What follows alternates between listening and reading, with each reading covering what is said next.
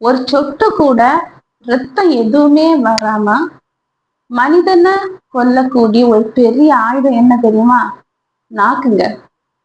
இந்த நாக்கு ரொம்ப அன்பா பேசவும் தெரியுது.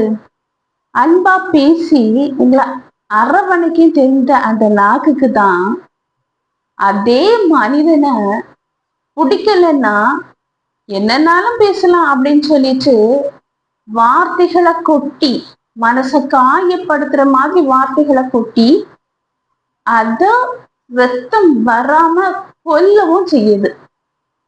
மனிதனுடைய நாக்கு நேசிக்கவும் தெரியும், வெறுக்கவும் தெரியும், மனிதனை அணுவணுவா கொல்ல வைக்க சக்தி வாய்ந்ததுதான் மனித நாக்கு.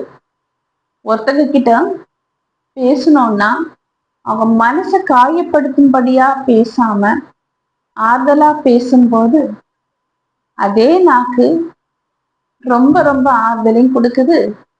பிடிக்கலன்னா ரணமா கொல்றது மாதிரி வார்த்தைகளை ஒட்டி தீக்குது. இது உண்மையா இல்லையா?